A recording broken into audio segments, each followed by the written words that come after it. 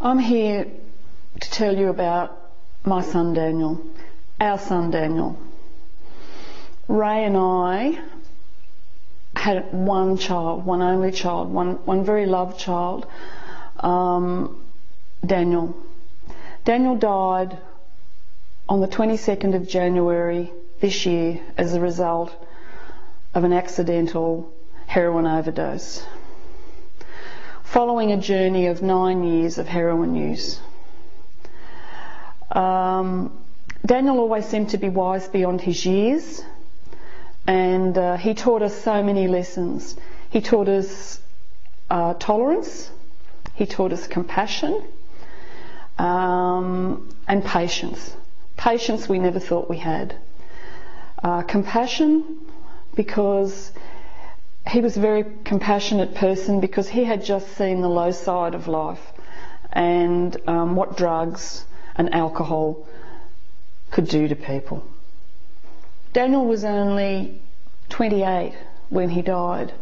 He had his whole life ahead of him, and we grieve not only for his loss, but for the loss of future potential, of his future potential.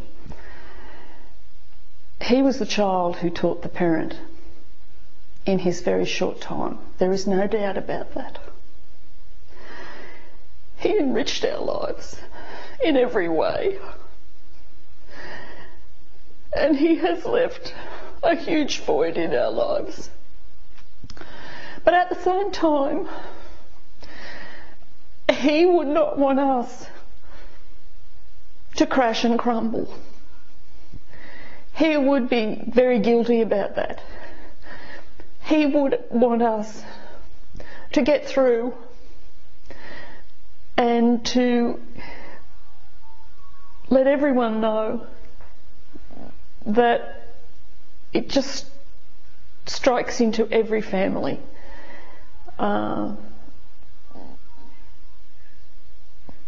That would be his message, and to hang in there and to be compassionate, and to stand by your family member. We struggled for a couple of months, and in desperation I asked a friend where I could turn for help. And I initially asked her if she could help me. She was a counsellor, and we both quickly found that she was very much out of her depth. And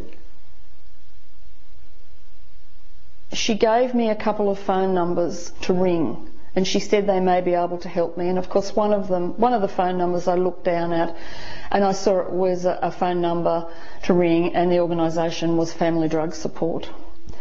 I rang them, and it was just an amazing relief to hear that voice on the end of the phone, who understood exactly where I was coming from and who offered to send me out some information and asked if I would like to go to any of their support meetings. People have said to me, "Oh, you're so brave."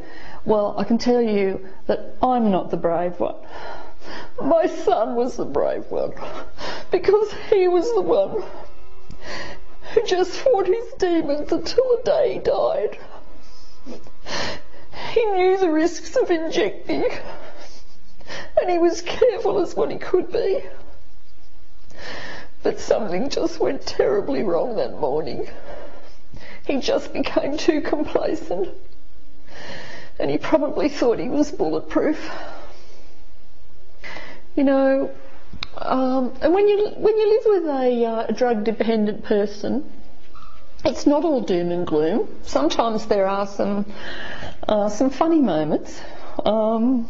And if he was ever unstable on his medication, he became highly animated and very motivated to do all sorts of things. You know, he'd clean the car and clean the house and chase the cat, and so we had some fun times as well. You know,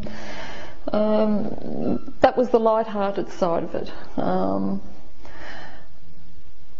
Yeah, lots of good memories along the way, and that's what we will hold.